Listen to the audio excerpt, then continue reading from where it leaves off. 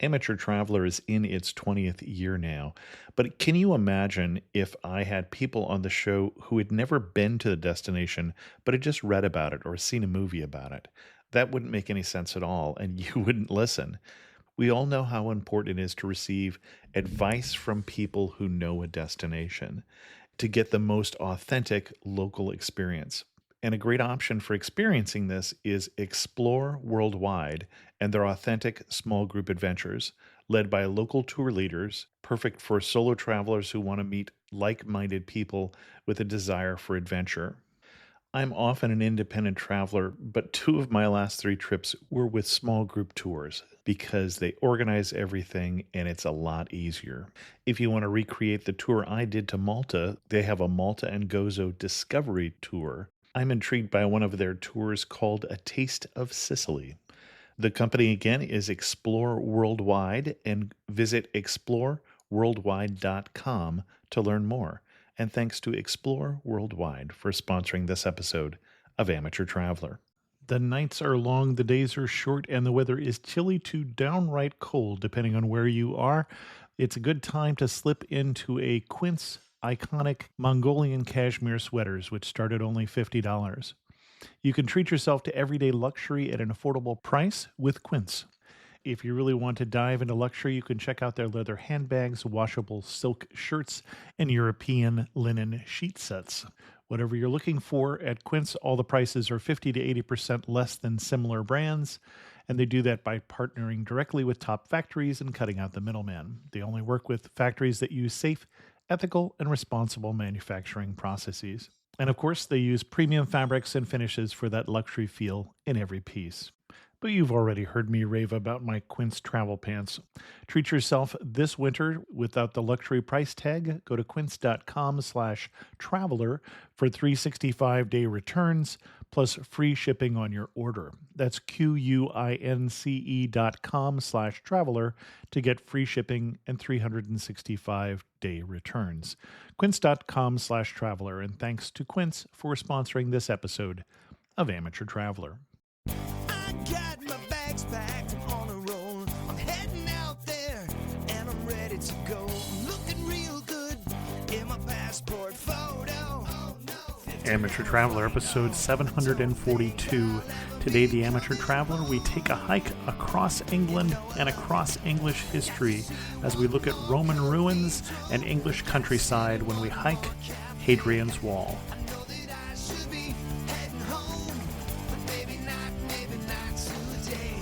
Welcome to the Amateur Traveler. I'm your host, Chris Christensen. Let's talk about hiking Hadrian's Wall. I'd like to welcome back to the show Larissa Milne, who's come to talk to us about hiking Hadrian's Wall. Larissa, welcome back to Amateur Traveler. Hi, Chris. Nice to be back. And I say welcome back. Larissa has been on twice before, once talking about Buffalo, New York, and once talking about her hometown of Philadelphia, or former hometown since she's now nomadic. Larissa, where is Hadrian's Wall and why are we talking about it? Okay. Hadrian's Wall is a wall that is located in the north of England, just about along England's border with Scotland, not quite exactly on the border, but it is a wall that was built by the Roman Emperor Hadrian in 122 AD, and it's located right along just about the narrowest part of the island that makes up England, Scotland, and Wales. There's a spot there in northern England where the island looks like it kind of pinches together, and Hadrian, the emperor, built that wall there to mark the northernmost barrier of the Roman Empire. And what it now is, almost 2,000 years later, many parts of the wall still exist, and there is a British National Trail that goes along it that essentially spans the width of the country at that point. Excellent. And why should someone hike Hadrian's Wall? Well, that's kind of what my husband wondered. I wondered whose idea it was. Okay. Well, ironically, it was his idea, although he doesn't remember that. But the reason that it's of interest, and was certainly of interest to me, is because of the fact that it was built in Roman times. It's a fantastic Roman ruin, first of all, that again stretches for many miles up there in the northern part of England. But it also was a place where there was a lot of Roman settlements because it was kind of the northern barrier Right. of the empire. So there are a lot of settlements and forts kind of scattered in the general vicinity. So anybody who's interested in Roman history and Roman ruins will find it a great destination to explore all of that. And I'm somebody who likes to walk, although the whole idea of I'm not a big backpacker overnight camping type of person where I want to do wilderness walks. The Pacific Crest Trail, such as was epitomized in Wild and things like that, doesn't really hold a whole lot of fascination for me. I read the book, I love the story, but for me, if I'm going to go walking, I want to see stuff while I'm walking. And this seemed to meet that need, that there would be things I could see along the way while I completed a walk.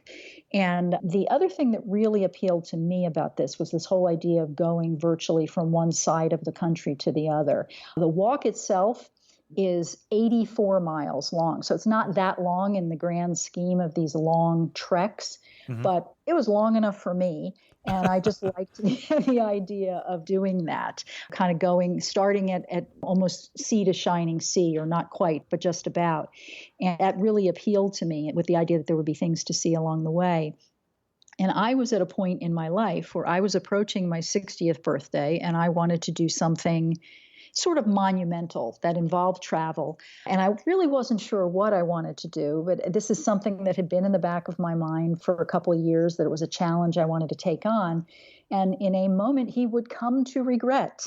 My husband said, "You should do the Hadrian's Wall walk for your 60th birthday." And it kind of really clicked for me. I thought, this is going to hit on all cylinders. It's going to be a walk. It's going to be something I can accomplish, definitely outside of my comfort zone, because I hadn't really done anything like this to that extent, an 84-mile walk before. Plus, I would get to see all these Roman ruins. And dutiful guy that he was, he agreed to come along. So that was kind of the motivation behind all of it.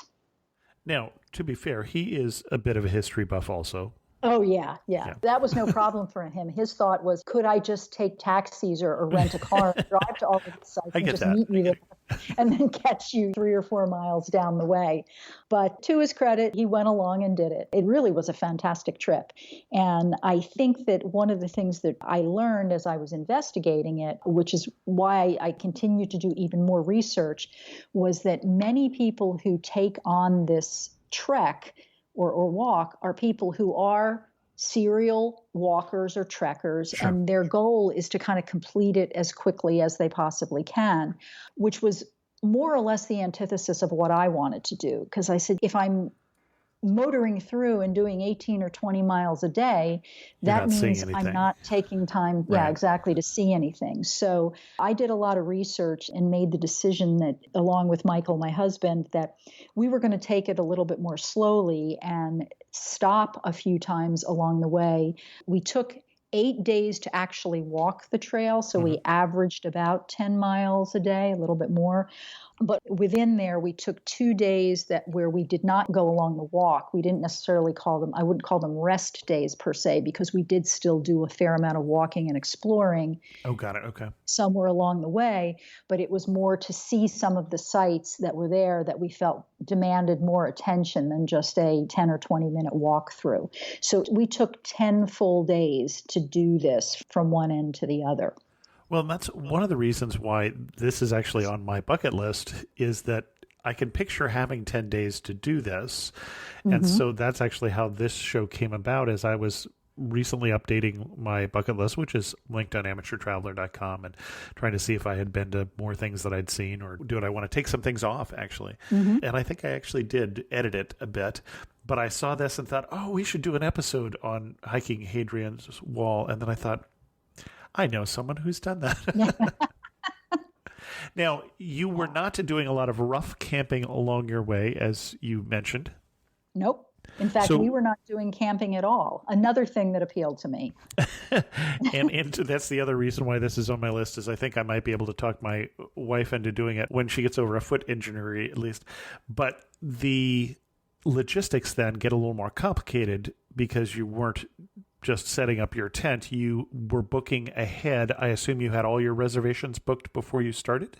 Yes. So that's one of the things that also appealed about this, partly because it's in England, first of all. There's not much of England that's the rough wilds anyway. Hmm. So there are, little villages along the way and what have you.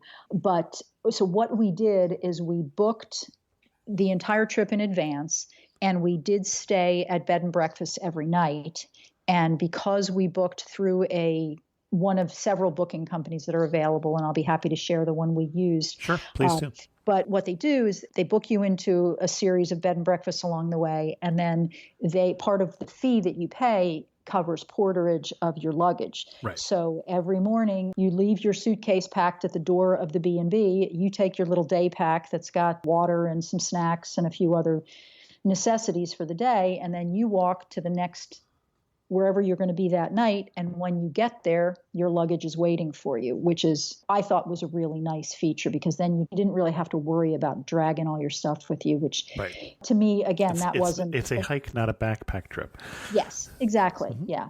So to that end, I would recommend using a company to book a trip, simply because these are little old villages. They're charming and everything, but these are tiny little B&Bs, in some cases youth hostels, what have you.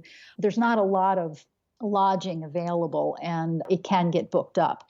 So all the prevailing information I had read suggested that you work with one of these booking companies that will arrange it for you, because first, they know all of the places, and second, they've got good relationships and they can get those reservations done for you. So we did have everything booked ahead. And you worked with who to do that? We worked with a company called Hadrian's Wall Limited.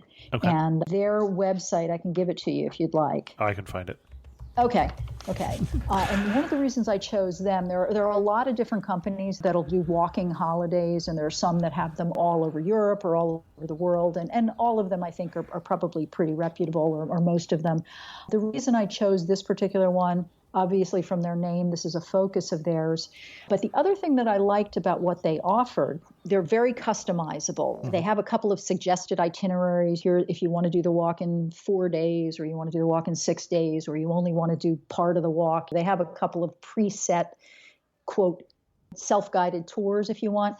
But the other thing that I liked about them is they had multiple budget levels that you could book with them, so that they had something that was, quote, 5-star, which would mean not super, it's not like you were staying in palaces or anything, but that would be double occupancy at a bed and breakfast, private bath, nice accommodations, and then all the way down to kind of this 1-star level, which would be staying in a youth hostel. But for some people, that might be appropriate and might be all they want, and kind of in everywhere in between. So basically, depending on your budget level, what you're essentially paying is you're paying the room rate, and then you're paying a fee for them to porter the luggage for you. So it wasn't much more expensive than if you had just booked the rooms all on your own. So I thought it was really worth it. And then the other thing about them that might be of interest to some of your readers, if you are somebody who wants to do camping, they actually will arrange camping excursions as well, where they will even set up your tent for you and porter your luggage. So then all you have to do is get to the next camp location at the end of the day. That's a very budget-oriented kind of trip. And if you're somebody who likes camping and you're doing this in the summer, that's a great way to do it, again, without having to backpack your way through it. Excellent. So that was, that's the reason I chose them. And then in terms of the wall itself, I want to set some expectations of what it is and what it isn't. We're not talking about the Great Wall of China, where this was an impenetrable barrier for the Scots to come down from the north here. That's correct. It wouldn't come up to my shoulder height, I think, in most places. In some spots it will, but for the most part, when it was built, it was about 15 feet tall and probably about 3 feet deep. But not like the Great Wall of China, where you can't walk on top of it. It's not that big. And it was really designed to be a border, not necessarily something to keep people out. Well, and to control trade, basically, so you could tax things coming in and out, because you couldn't get a cart over it, and so the carts would come through the forts and the gates and be taxed appropriately. Yeah, exactly. And every they were called it's roughly a mile. It's about 5,000 feet. They would have something called a mile castle. That was basically like a board or entry. You can see the outline of some of them still when you're walking along the path. But they were roughly, I think it was considered 5,000 paces, and that was considered a Roman mile. So they had them all along the way, and then scattered along every so many mile castles, there were actual forts that held garrisons of Roman soldiers who were manning these walls. And those were a little taller when they were built. They're all, again, down now about, depending on where they are. Some of them are 2 feet high. Some of them are still 6 or 8 feet high, or crumbling bits of wall. But those were actual structures that were probably about 20 feet high when they had been built. But you see them as you're walking. It's actually kind of cool. You're walking along, you're like, oh, we should be coming up to another mile castle soon. You get kind of proficient in what you're going to be looking at as far as the architecture. Well, let's talk about the trek itself. I think you went from west to east, but I'm doing this from memory. Yep, good memory. Yeah. And that would be, I think, if I had one bit of advice for anybody, if they asked me what's the one key thing to do, I would say walk from west to east when you're taking this walk. You can go either way. And for some reason, the earliest guidebooks had outlined the walk going from east to west. And so that tended to be the most popular way that most people did it. But whenever you speak to anybody who's from the area, and I remember speaking to the people who owned this walking company that I used to book my trek, and they booked thousands of walkers and everything, and they said, well, we don't want to tell you what to do, but if we were doing it, we would go from west to east. The main reason for that is really the prevailing winds. You're walking along some pretty craggy spots, particularly toward the center of the walk, and it's kind of high up.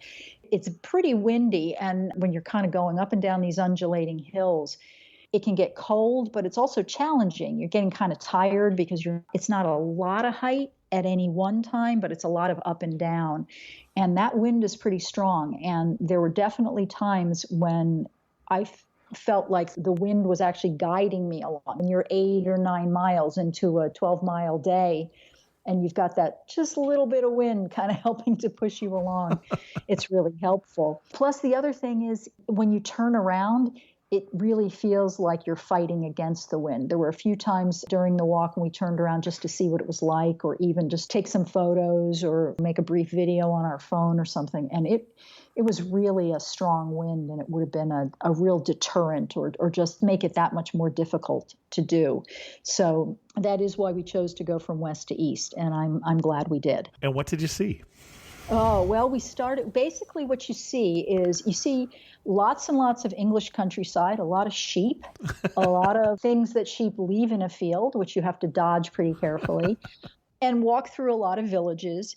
And then I would say that the walk or the path is divided up almost into thirds. Okay. And the central third, 25 to 30 miles in the center, is where you're going to find most of the Roman ruins and activity. And the reason for that is because the terrain is higher and hillier in the center. On either side, the first third and the third third, if you will, the terrain kind of slopes back down. You're getting more towards sea level, so it's a little bit flatter. And those are the areas that got settled over the last 2,000 years or so. So there's less to see there. And over the course of time, the stones that had been used in the wall, it effectively became like a Home Depot. Sure, yeah. 600 AD or something, the wall had long since been abandoned. And it was like, hey, well, I got to build a farmhouse. Let me go grab some stones from that wall over there. So it's not really until you get to the central part of the walk that you really start to see a consistent amount of Roman ruins. Okay. But on either side, it's a very pretty walk through British countryside with occasional glimpses of a Roman stone or a little bit of wall here or there. And the other thing you will see, because the wall itself is only part of the Roman fortification, there were ditches on either side that were dug. And so there's definitely that in the middle of fields. You'll see these sheep kind of walking up and down on these what look like strange little furrows in the middle of a field. And that's because it's the remains of the Roman vallum or valley or ditch that went alongside the wall. So you'll see that as well. But then once you get toward the center part, you're literally walking right along the wall. And there may be parts near a river where you'll see either the remains of a bridge or a whole part of a bridge. And then you will see periodically, you'll see forts that have, some of them have museums in them or attached to them. So they're nice places to stop. Again, these mile castles, which were the ports of entry that you can stop and see. So you see a lot of that stuff. Is it useful at all to break this down day by day and summarize kind of the 10 days and what you did? I could. I think probably the best way is really just to say that, kind of break it down by thirds. Okay. More like that. Like the first third, we first started out, the westernmost part is a place called Bowness on Solway. And that's right near the River Solway, which forms the northern end of the British Empire, or I should say England, excuse me, not the British Empire, on the western side. So if you're walking along the mouth of this river just before it opens out into the Irish Sea, and it's really very pretty. It's very flat, and when you look north across it, you're looking at Scotland. And you spend the first day doing that. You end up in the city of Carlisle, which is a small city in the north of England, which is a really nice little city. There's a castle there that was built in the 1200s. And one of those things where there aren't a lot of stones left from the wall, because most of the stones went to build Carlisle Castle 1,000 years later. So you see that. Again, you're still in this fairly flat area along this river. So that was the first day. I guess I ended up describing the first day. And then the second, the second day we kind of got to, went another 12 miles or so. We were now about 25 miles into the walk. So we were had finished the first half. Ah, bon chien. Bonjour, je suis Theo, a tour leader with Explore. And this is Punti. He's helping us find truffles under the trees next to this beautiful vineyard. Maybe for tomorrow's cooking class? We call it semi-heure. Parfait. Semi-o'clock. Not everyone gets to enjoy a Bordeaux sunset this way, but you will if you explore. No, Punti. Search exploreworldwide.com and don't just travel. Explore. This episode is brought to you by Shopify. Upgrade your business with Shopify, home of the #1 checkout on the planet. Shop Pay boosts conversions up to 50%, meaning fewer carts going abandoned and more sales going cha-ching. So if you're into growing your business, get a commerce platform that's ready to sell wherever your customers are. Visit shopify.com to upgrade your selling today. Again, a lot of walking through fields, very pretty along country lanes, little hamlets or villages where you've got a cluster of 3 or 4 houses. And at that second day, we actually stopped. That was the first time we stopped for an overnight where we stayed in one place for the next day, because there was, in this place we stayed was a town of, it was called Lanercost. Lanercost. And there's an historic priory there. It was one of the priories that was deaccessioned. It was a Catholic monastery and priory that was deaccessioned when Henry VIII kind of abolished all of that during his tenure. And so it's the remains of this really beautiful old abbey. And there's a little village that's built up around it. And again, a lot of the stones that were used in it came from the Roman wall. So you can kind of tour it and see it. And so we spent the day doing that. That was one of our non-wall walking days. And of course, because it's England and there are pubs and little tea shops everywhere, there's always a great place to stop for a bite to eat, or in our case, a cup of tea and a really good piece of cake. So we spent the day doing that. Guilt-free cake, we should point out here, since you're walking all day. Yes, of course. When you're walking 8 miles or 10 miles, like Mike can have another piece of cake. Well, and would there be enough places that you weren't packing a lunch, just snacks, and were planning on running into a pub, or? And interesting that you asked. Yes, there were for the most part. And we could have also, the B&Bs that we stayed at offered a packed lunch for purchase if we wanted them. What we discovered is that we actually didn't like stopping for lunch. The first day or so we did. And what we realized was, you lost all your momentum. Exactly. And it was really difficult to get moving again. So after the first 2 days, we realized that if we stopped, we brought more snacks with us rather than lunch itself. And we would have kind of eat a later breakfast, a pretty full English breakfast at our B&B. And then we'd get started and we would have some snacks and maybe stop for about 10 minutes and just kind of rest. And then we did that a few times during the course of the walk. And then we would finish up mid to late afternoon, ideally in time to go have tea somewhere with some scones. And we found that that worked better for us than stopping for lunch. But then once we got to the center part of the wall, that was really where you started seeing the Roman stuff in earnest. It got pretty hilly. You started doing a lot of hill climbing. And again, I mentioned that the overall height, I think the maximum height, there's one spot where you hit the high point of the wall. It's about 1,135 feet, I think, above sea level, which for somebody who's hiked altitudes or done mountain hiking or whatever, they're going to say, well, that's not very high. And that's true. But the fact that you might have climbed 400 feet and then went back down 400 feet, then went up 600 feet and then down. Over the course of a day, you might have climbed 3,000 or 4,000 feet just because there's a lot of roller coaster hiking toward the center portion of that wall walk. In fact, some parts of it, there are actually steps in the hills. So that kind of gives you an indication of how steep they are. And as I mentioned, there are a few forts that are along the way. So you can stop at these forts that have now been turned into museums. They're run by, I think, English Heritage, which is one of the British historic organizations.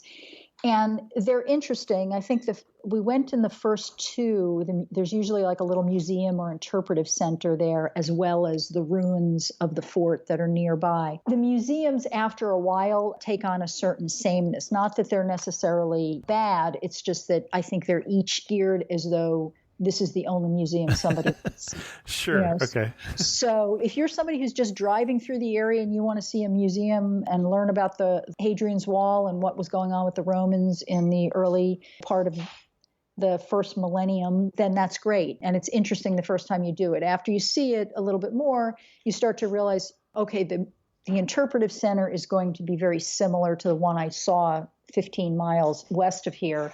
What's unique about this particular fort or museum that I want to see? And that's what we realized as we went through. So some just have they just have some unique features. One has a particularly well laid out, almost like a floor plan, because the walls are all but gone, but the foundations remain at this one fort of Burd Oswald. And so you could really see the way the fort was laid out. Another one didn't necessarily have that layout, the Chester's Fort, but it was built down near a river, and some of the baths were still evident. And so you got to see a little bit, a few different things. Those are some of the things you see along the way. The second day that we took to take a break from the walk itself was right about near the midpoint, and that was so that we could visit a site known as Vindolanda, which is a museum and an ongoing Roman excavation. It was a Roman town that existed prior to the building of Hadrian's Wall, so it had been around since about the 1st century, perhaps 100 or so years earlier. It's a really wonderful site. There's ongoing excavations. There are actually some lay people can kind of volunteer to participate in the ongoing excavation, so you can kind of see what this ancient Roman town looked like. Plus, there's a museum that's attached to it that has some phenomenal collections of artifacts there. There's something about the way that site had been preserved by nature that yielded up some fantastic artifacts. A lot of things were covered over in a certain type of mud. I don't remember the exact type of soil and stuff, but what it did was it kept oxygen away from a lot of the artifacts. So when they excavated them, they were able to find a lot of soft goods that they normally don't see. So the museum has, for instance, a fantastic collection of leather sandals and shoes that normally would have deteriorated after almost 2,000 years, but they're fully intact. There's even some cloth there. They found some interpretive tablets. They call them postcards, but it has some Roman writing, which kind of detailed, I think they were written on wood. It kind of details what Roman life was like during that time. So it's actually considered by scholars to be one of the most important Roman excavation sites in all of Europe, which I think is saying something considering there's a boatload of stuff in Italy itself. Right, sure. So it was a place that was definitely worth taking a day off from the walk to spend time seeing. So that was really, really fascinating. So that was our kind of walk through the central portion of the walk. And after visiting Vindolanda, we were kind of getting more toward the third of our walk. We were getting pretty far east. And the ground was moving back to more rolling hills gradually, losing a lot of the wall remnants, leaving them behind, and getting back through, walking through some beautiful British countryside or English countryside, but not a lot in the historic aspect of things. Our very last day, we literally walked right through the city of Newcastle in the north of England, which goes right along the River Tyne. You literally walk along the river, walk right through the center of town before getting to the end of the walk, which is on the eastern end of Newcastle. And there's also a Roman fort there, one of the 4 forts that is situated along the Hadrian's Wall path. And again, because it was interesting, but because we had seen 3 other forts and a Roman excavation and a few other museums along the way, by the time we got to that very last fort, there wasn't a whole lot new to see. It was interesting to look at and everything, but it was, okay, how is this one different from the other ones?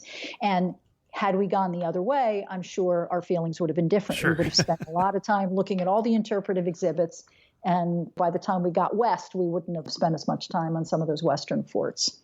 So that's not quite a day-by-day approach, but a little bit of it. And then the other thing that I would mention, there are a few little, really unique little bits that you find, that just like sort of bits of Roman remnants as you walk along in various fields. But there was one place where we were just kind of walking along a field, sort of near the central part of it, where we're walking through a farm because it is Britain and walkways are public paths. Right. So we're walking through a farm, and the farmer had put a big fence, like a square, is about 12 feet square, right in the middle of his field. You could see he was plowing around it. It was an archway that somebody had excavated, and it was just sitting there in the field. It was part of, over time, the soil had built up around, but he clearly, preserved it. And I don't know whether the heritage people helped him or what, but there it is. It's just in a farmer's field. It's this incredibly wonderful little Roman archway. It's about 8 feet wide and arched about 3 feet above the surface of the ground. And there it was. And so that was pretty cool. And then at another spot, we saw the remains of a Mithraic temple with some plinths in there. So you just kind of, again, walking through, and there's the sheep just sort of placidly grazing amidst all this stuff. But it was just, to me, it was really remarkable to see all these things, almost tripping upon them. It was really very cool to do that. Was the walk similar to your expectations? Yeah, I think it was. I would say that one of the things that I was really looking for was to see lots of Roman ruins, and I did, and I thought that was really cool. The other thing that I was hoping for and was pleased to see was that it wasn't super crowded. Okay. I was not interested in doing something where it was going to be 6 people abreast and 20 people behind me and 20 people in front of me. And Right. I know that there's some other well-known walks that are known for being pretty crowded. This was not. We probably encountered over the course of some of the busier days, we might have encountered 20 or 30 people going the opposite direction, and maybe a couple of people passing us or us passing them in the same direction over the course of the day. But it was not crowded at all. So you had plenty of time to just sort of absorb the moment and really just kind of be in the moment, be really mindful of where you were. And I think that was something that really was pleasant for me. One thing that was an especially pleasant surprise, and I couldn't promise this to anybody, but we figured we were going to be walking in the north of England. We did this walk in late spring. It was late May when we did this. We figured it's England. It's going to be raining at least half the time. And we only had 1.5 days of rain in the entire 10 days we were on the walk, which was fantastic. It was wonderful. The scenery was magnificent. The vistas were great. The skies were beautiful blue. I was a little ticked off because I was dragging along my rain gear in my day pack every day, but I'd rather have that than the alternative. Right. It was kind of funny. It was almost perverse. This one day we woke up and it was pretty much of a driving rain, and we both said, "Yay, we get to wear our rain gear. We brought it with us from the States." At least we could put on our rain pants and our rain ponchos and stuff. But other than that, we had really great weather, and that was really a very pleasant surprise. So I would say that was the thing that exceeded my expectation. Excellent. Anything else that people should know if they want to do this trip?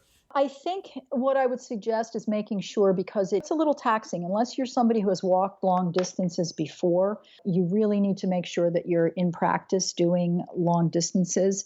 Michael and I kind of went into, quote, training of sorts prior to this. I had done a few long walks, but never 10-mile walks 8 days in a row or whatever. So we did try and do that a few times while we were getting ready for this. So I would say you really need to be prepared that way. Make sure that your hiking boots or shoes are broken in. Bring enough in the way of rain gear so that if you do have bad weather, you can deal with it, because there's nothing would be more miserable than having to slog through one of these fields, knowing that your bed and breakfast is 3 or 4 miles down the road, but you have to slosh through a field full of mud before you get there. So I would say that those are some of the things I would say. And I really do recommend booking it before you go, because I think that there are some places that you could potentially perhaps book a day ahead, or just hope you get into a town and book in. But the one thing you don't want to do, again, after walking for 8 or 10 miles, is get to a little village or something and discover that there's no room at the inn. And that would be a real drag, I think. So that's where I think that booking ahead helps. And the other thing that I will mention, which is part of the whole idea of booking ahead and using a company to help you book, there's plenty of lodging in the area, or not plenty. There's sufficient for the amount of people that come through, but not every place is right along the walk. Because it's part of it goes through national park. There just might be in a village that's a mile down the road or something. And so you need to make sure that if you've booked someplace, a lot of places that if they're more than a mile or so off of the walk, they'll offer to shuttle over and pick you up, or there are different mechanisms you can use you can hire there are little cars and little buses on different spots that could take you to your lodging.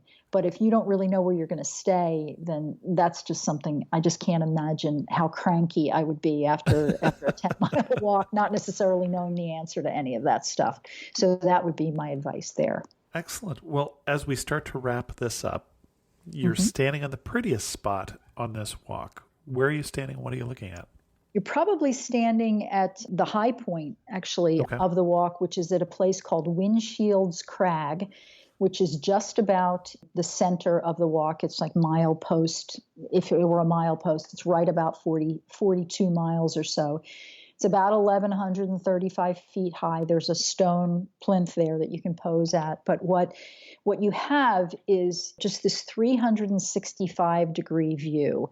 As you look south toward England, you see this beautiful, bucolic farmland, rolling hills, occasionally dotted with occasional farmhouse. It almost looks like a quilt, a patchwork quilt laying before you. In the opposite direction, when you look north, you're at the top of a crag, so there's this bluff that you're on top of. You're looking north toward in the direction of Scotland. The terrain shifts very obviously and part of it has to do with this crag that you're on top of. There was a geological shift at some point millions of years ago. The topography changes. It's very stark. Not a lot of trees, very kind of rugged, barren countryside, beautiful, but in a rugged, barren sort of way. So that's kind of like your north-south view. And then when you look east and west, you see this wall, which is it looks like this giant gray caterpillar just sort of undulating up and down over the hills in the distance to the horizon as far as the eye can see in either direction. And it's pretty remarkable to look back from the direction you've come and say, wow, I just did all of that. And look at how magnificent that is. It just kind of goes on. And you can kind of almost imagine that what was it like for a Roman soldier almost 2,000 years ago. And it's just, you kind of look down at your feet and thank modern technology for your modern hiking boots. You don't have to wear those leather sandals, but it's just a pretty magnificent view. I found it breathtaking. Excellent. So I would say that was the pinch me moment. One thing that makes you laugh about the whole experience? The fact that I really by the time I was halfway through the walk, that I had learned to dodge the sheep droppings, because early on, I hadn't learned to do that, and that's pretty slippery. And when your keister ends up in sheep poop pretty early on, you think to yourself, this is not really the glamorous trip I had in mind. Fortunately, I was wearing hiking pants that rinse out easily in the sink. So that night, it's like quick dry pants. So there's my other bit of advice. Make sure you wear some quick dry hiking pants. But yeah, that was probably the thing that made me laugh the most. Once I had it all cleaned off. At the moment, that very moment, I wasn't laughing so hard. But And if you had to summarize the experience of hiking Hadrian's Wall in 3 words, what 3 words would you use? worth the trip. Excellent, excellent. Our guest again has been Larissa Milne. Now, Larissa, do you have a blog post on? We didn't say your website when you came on, and I apologize. So you want to tell us your website, and do you have a post on this particular trip? Yes, our blog is called Changes in Longitude, which is just like it sounds, changesinlongitude.com. And there is you can just do a search on it for Hadrian's Wall, and there's a couple of posts, I think, on there. And I'll link to that from the show notes as well. And you also got a new blog, we should say, that you're just making now on Arizona, which, why don't you give us that URL also? ArizonaJourney.org, O-R-G. Where I suspect I will find nothing about Hadrian's Wall. Nothing about Hadrian's Wall, but I'll see if I can get it in there so I can link back to my other blog. Yeah, so that's a new one. So there's not a whole lot on there yet. Watch that space because more will be there soon. And Larissa, thanks so much for coming back on Amateur Traveler and telling us about your experience hiking Hadrian's Wall. Thank you, Chris. Happy to be here. And if anybody has any further questions, if they want to post them either to your site or on our blog, I'd be happy to answer more specific questions. Thanks so much. Okay, bye. First in news of the community, thanks go out to the patrons of the show who help support the show, things like editing and that cost money. And you can also support the show by going to patreon.com/amateurtraveler. I heard this week from Aaron, who had a bone to pick with the episode we did recently on Houston. He said a better side trip besides Galveston would be Washington on the Brazos State Park. Only an hour northwest of Houston. It's where the Texas Declaration of Independence was signed in 1836. This location also has a living history farm with staff in period costume performing day-to-day tasks on an 1800s Texas farm. Aaron, thanks so much. That is good to know. And I also heard from Kathy, who commented on the episode we did on Newfoundland way back, who said, I'm a Canadian and Newfoundland is my favorite part of Canada. My mother was from there and I have been there every year for the past 5 years. What I love most about this province are the people. They are the friendliest people you will ever meet. It has a quaint beauty that you can't find anywhere else. And Kathy, thank you so much. In news of the Amateur Traveler trips, we have in fact canceled the trip to Turkey in 2021. I did a poll on the amateurtraveler.com/trips group, and very few people said they were ready to travel. And so we're going to put that on hold for a year. We'll talk about where to go next in late summer, probably in August. With that, we're going to end this episode of Amateur Traveler. If you have any questions, send an email to host@amateurtraveler.com, or better yet, leave a comment on this episode at amateurtraveler.com like Kathy and Aaron did. And as always, thanks so much for listening.